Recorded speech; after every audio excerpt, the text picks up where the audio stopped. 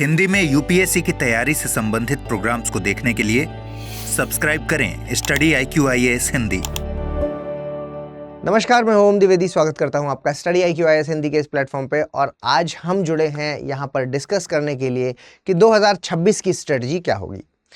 मैं स्ट्रेटजी वाले पार्ट पर आऊं इससे पहले मैं आप लोगों के मन में चल रही कुछ दुविधा के बारे में आपसे बात करना चाहूँगा। देखिए, इस समय क्योंकि आप जानते हैं कि यूपीएससी 2025 का नोटिफिकेशन आ चुका है।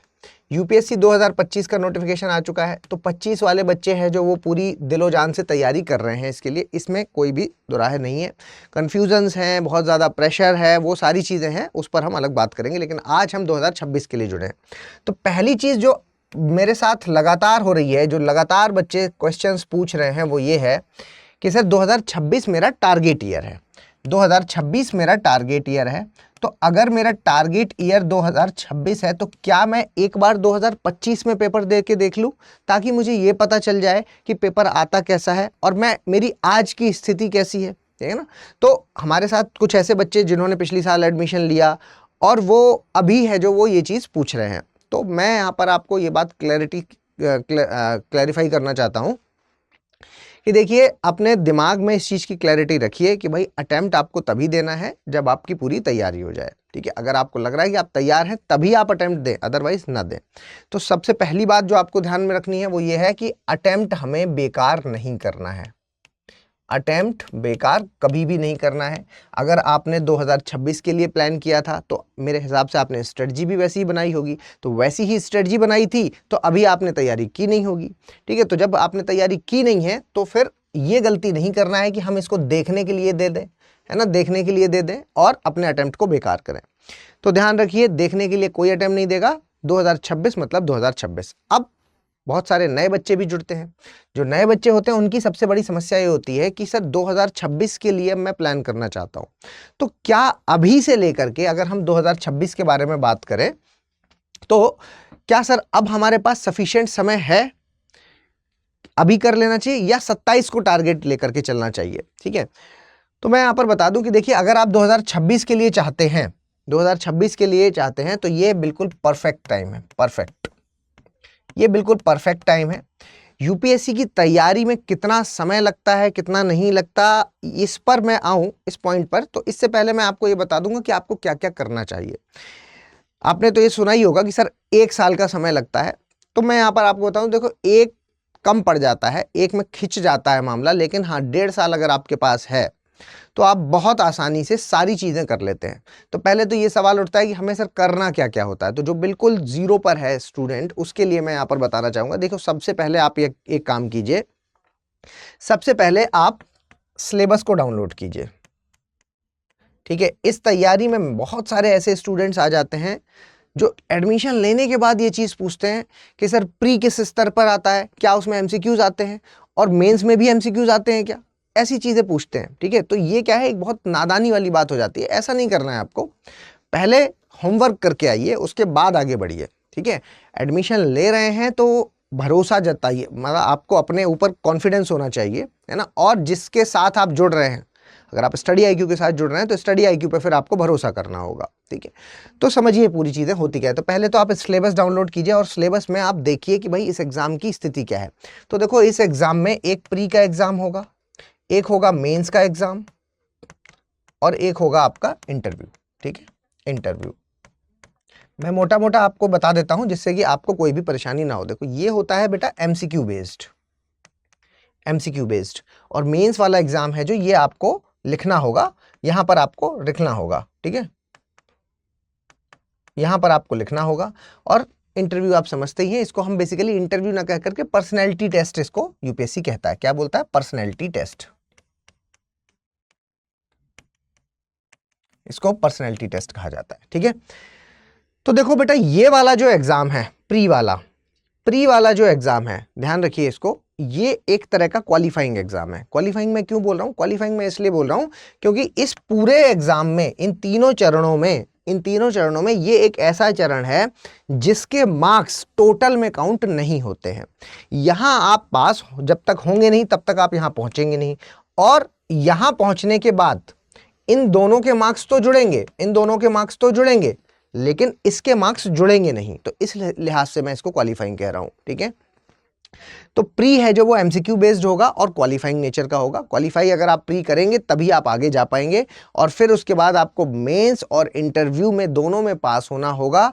दोनों के मार्क्स है जो वो जुड़ेंगे, और दोनों के मार्क्स जुड़ने के बाद फिर जाकर के मेरिट बनेगी, और इस मेरिट में अगर आपका नाम आता है तो आपको यूपीएससी की वो पोस्ट है जो नोटिफिकेशन में आपके मेंशन्ड है, उनमें से कोई पोस्ट आपकी मेरिट के आधार पर, जो आपकी रैंक है उस आधार पर आपको मिल जाएगी। ठीक है, तो सिंपल अगर मोटा मोटा कहें तो ये होता है। ठीक है, तो सबसे पहले आप नोटिफिकेशन डाउनलोड करें, उसमें से सिलेबस वाले पार्ट में आएं, और सिलेबस वाले पार्ट में आप देखें कि क्या क्या किसका किसका सिलेबस है।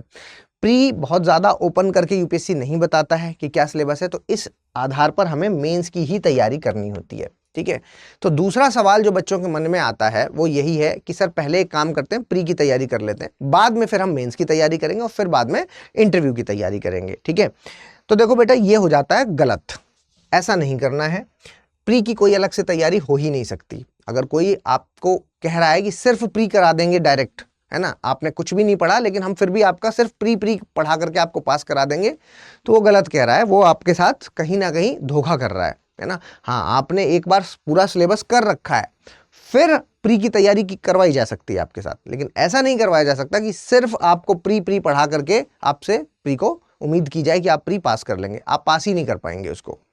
ठीक है, देखिए मेंस के स्तर पर ही तैयारी होती है, तो सब्जेक्ट कौन कौन से हैं, तो एक तो जीएस होता है जो आपको पढ़ना होता है ना, एक होता है सी सेट, ये आपको पढ़ना होता है, एक होता है ऑप्शनल, ये आपको पढ़ना होता है। ठीक है, और जीएस में ही ऐसे भी आ जाता है, तो मैं उसे अलग नहीं लिख रहा हूं, उसी का पार्ट हो जाएगा। ठीक है, तो इतनी चीजें हैं जो आपको पढ़ना है, और जीएस में क्या क्या आता है, और सी सेट में क्या क्या आता है, और ऑप्शनल में क्या क्या आता है, ये इसके बारे में मैं थोड़ी सी आपके साथ चर्चा करना चाहूंगा। देखिए जीएस की अगर हम बात करें तो मैंने जैसा कि बोला कि ऐसे भी इसी का पार्ट है, तो इसीलिए ऐसे मैं यहीं पर लिख देता हूं, अलग नहीं लिख रहा हूं। ठीक है, इसके अलावा जो मेजर सब्जेक्ट हैं, हिस्ट्री आ जाता है, हिस्ट्री आपको पढ़ना होता है, आपको ज्योग्राफी पढ़ना होता है, आपको पॉलिटी पढ़ना होता है, आपको इकोनॉमी पढ़ना होता है, आपको आईआर पढ़ना होता है, इंटरनेशनल रिलेशन, आपको इंटरनल सिक्योरिटी पढ़ना होता है। ठीक है, पॉलिटी का ही पोर्शन, गवर्नेंस यहीं पर लिख देता हूँ, गवर्नेंस। ठीक है, हिस्ट्री का ही पोर्शन आर्ट एंड कल्चर लिख देता हूँ यहाँ पर ही, ज्योग्राफी का ही पोर्शन एनवायरनमेंट लिख देता हूँ यहाँ पर ही। ठीक है, तो ये मेजर पोर्शन हो गए जो आपको पढ़ने होते हैं। ठीक है, जो आपको मेजर पढ़ने होते हैं, है ना। इसके अलावा अगर हम बात करें तो एक और जो सबसे ज़्यादा इंपॉर्टेंट पोर्शन होता है वो एसएनटी यानी कि साइंस एंड टेक होता है। ठीक है, तो इतनी पोर्शन अगर मैं देख रहा हूं तो ये एक ऐसा हिस्सा अब मैंने जो लिखा हुआ है ये सामने आपके, तो ये पूरा वो हिस्सा है जो आपका प्री और मेंस दोनों में कंट्रीब्यूट करता है, जिसमें आप ये कह सकते हैं कि सर इंटरनल सिक्योरिटी वाला पार्ट है ये मेंस का ही है ना, ये प्री में नहीं आता, ये पूरा है। और बाकी इसके अलावा जो बाकी चीज़ें हैं वो सारी चीज़ें हैं जो वो प्री मेंस दोनों में आती हैं, दोनों के स्तर पे आती हैं। ठीक है, दोनों के स्तर पर आती हैं, तो इसलिए मैंने इनको पहले लिखा है। अब कुछ सब्जेक्ट ऐसे हैं जो सिर्फ और सिर्फ मेंस के लिहाज से इंपॉर्टेंट है, जैसे आपको इंटरनल सिक्योरिटी बता दिया मैंने। ठीक है, जैसे कि हम ये कह सकते हैं कि इंटरनल सिक्योरिटी बता दिया मैंने, इथिक्स ले लीजिए आप, इथिक्स। ठीक है, सोशल इश्यूज ले लीजिए, सोशल इश्यूज।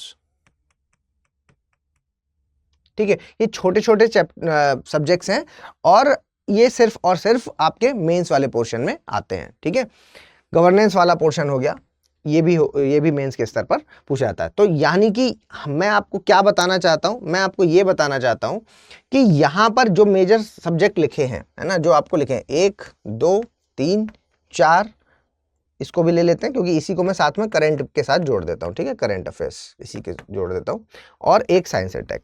ये वो पोर्शन है जो आपका प्री मेंस दोनों में आ रहा है, और कुछ पोर्शन ऐसा है जो सिर्फ और सिर्फ मेंस में आता है। ठीक है, कुछ पोर्शन ऐसा है जो सिर्फ और सिर्फ मेंस में आता है।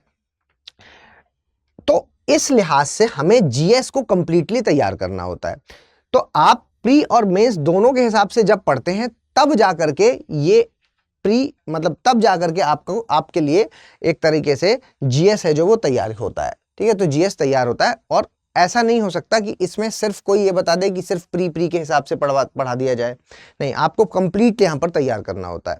इसके अलावा सीसेट एक ऐसा पोर्शन है, सीसेट एक ऐसा पोर्शन है जो सिर्फ प्री में आएगा, जो कि प्री में आएगा, वो भी अगर ये क्वालिफाइंग नेचर का होगा, ठीक है, क्वालिफाइंग नेचर का होगा। क्वालिफाइंग नेचर इसलिए कि जैसा कि मैंने प्री बताया, प्री तो अपने आप में ही एक क्वालिफाइंग नेचर का हो गया, लेकिन ये जो मैं क्वालिफाइंग बोल रहा हूं इसका मतलब यहां पर ये है कि अगर आप इसमें 33% मार्क्स नहीं लाते हैं तो प्री में भले ही आप जो आपका पेपर 1 है ना, प्री में जो 2 पेपर होते हैं, एक जीएस का पेपर और एक सीसेट का पेपर, तो जो 2 पेपर होंगे इसमें भले ही आप पूरे मार्क्स ले आइए, है ना, 200 में से 200 ले आइए, लेकिन यहां पर अगर आप 33% नहीं ला पाए तो आप प्री में क्वालिफाई नहीं कर पाएंगे, ठीक है। तो ये भी एक शर्त होती है इसमें, तो ये कंडीशन है। इसके अलावा एक आपका ऑप्शनल होगा जो कि प्योरली मेंस के स्तर की चीज है, मेंस के स्तर की चीज है, ठीक है। तो क्योंकि आज हम जो जुड़े हैं वो मेन ये बात करने के लिए जुड़े हैं कि भाई क्या स्ट्रेटजी हमारी हो जिससे कि हम मैनेज कर सकें इसमें। तो यहां पर देखिए, सबसे पहले एक तो ये है कि ये दिसंबर 2025 को अपने कैलेंडर में मार्क कर दीजिए। दिसंबर 2025 एक ऐसा टाइम पीरियड होगा जिसमें आपको अपना टारगेट बना लेना है कि ये सारी चीजें जितनी भी यहां पे सामने दिख रही हैं, ये सारी चीजें A to Z हैं जो वो आप दिसंबर 2025 तक कंप्लीट करेंगे। प्लस कंप्लीट तो करेंगे ही, है ना, कंप्लीट करने का मतलब क्या, सिलेबस आपने कंप्लीट कर लिया, पढ़ लिया एक बार, है ना। प्लस इसके अलावा आंसर राइटिंग की प्रैक्टिस भी आपकी हो जानी चाहिए, प्लस एमसीक्यूज की प्रैक्टिस भी हो जानी चाहिए, ठीक है।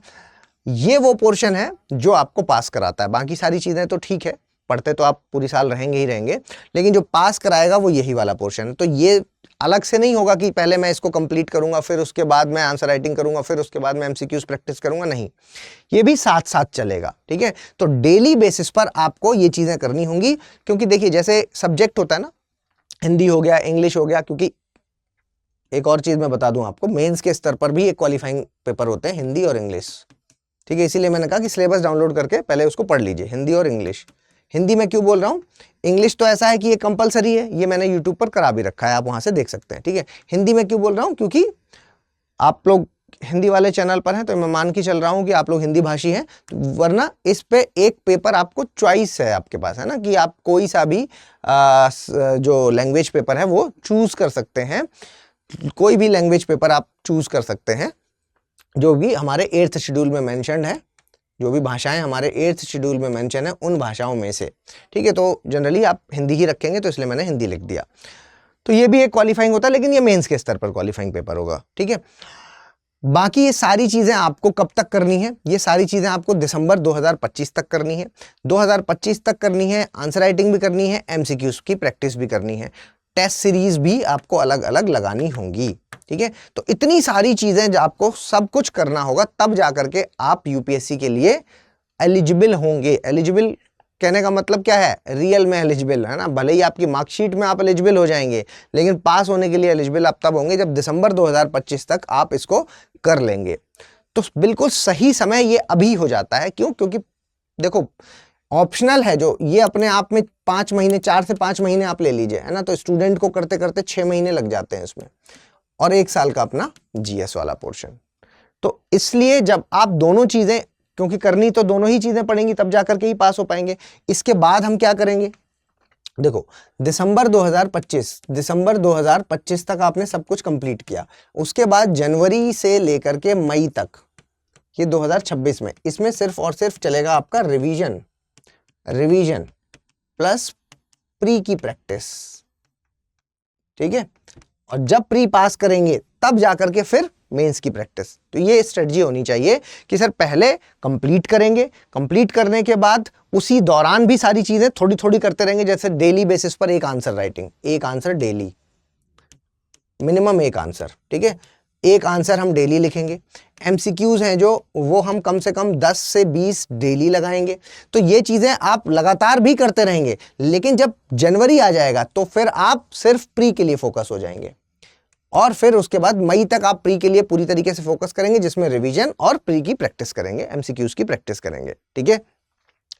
इसके बाद जब मेंस का पीरियड आएगा, जब आपका रिजल्ट आएगा, आप पास हो जाएंगे। पास होने के बाद फिर मेंस, तो मेंस के लिए सिर्फ और सिर्फ फिर आपको revision plus answer writing, revision plus answer writing, ठीक है, क्योंकि पढ़ाई आप दिसंबर तक ऑलरेडी कर चुके हैं, ठीक है, तो सब कुछ रिवीजन मोड में आ जाएगा।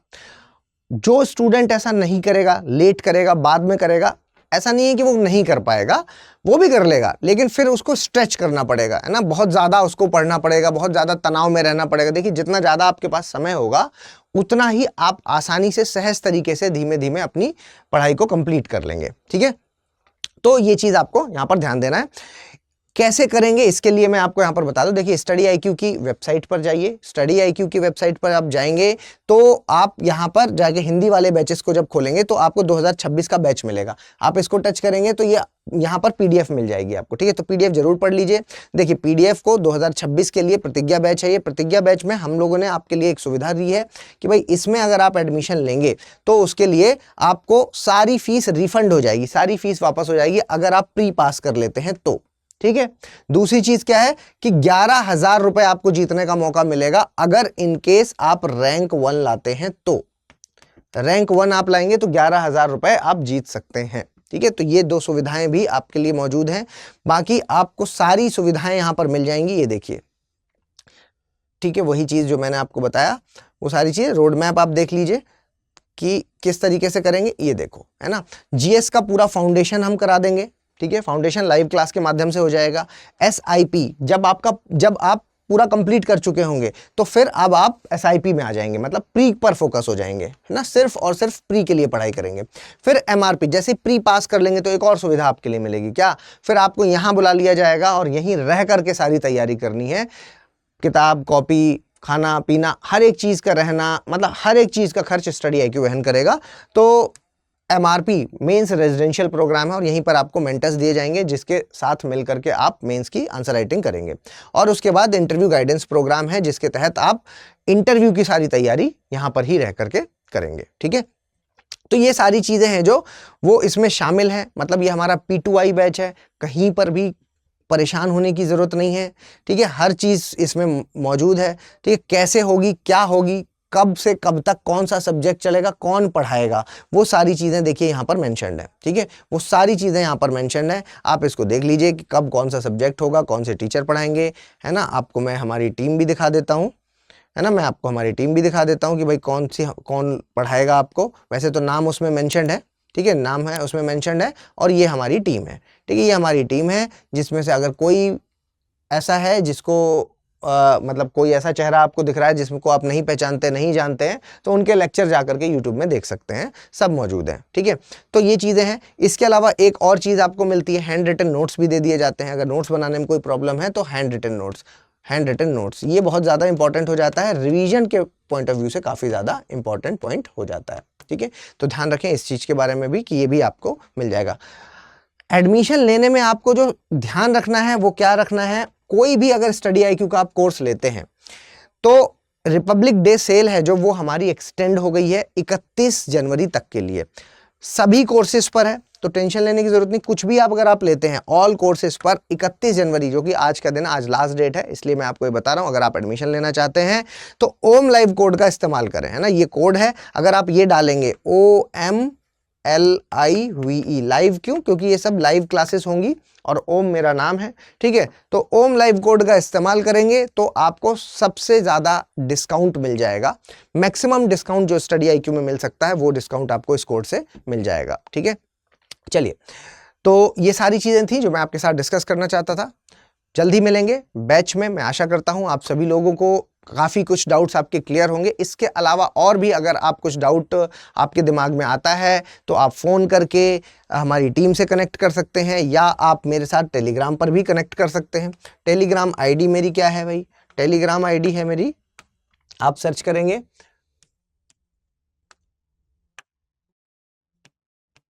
OMDWIVEDI स्टडी आईक्यू, ठीक है। ये चैनल है, इस पर आप कनेक्ट कर सकते हैं, ठीक है। Om Dwivedi study IQ telegram channel पर कनेक्ट कर सकते हैं। जल्दी मिलेंगे। Thank you everyone, thank you so much. Hindi में यूपीएससी की तैयारी से संबंधित प्रोग्राम्स को देखने के लिए सब्सक्राइब करें स्टडी IQ IAS हिंदी।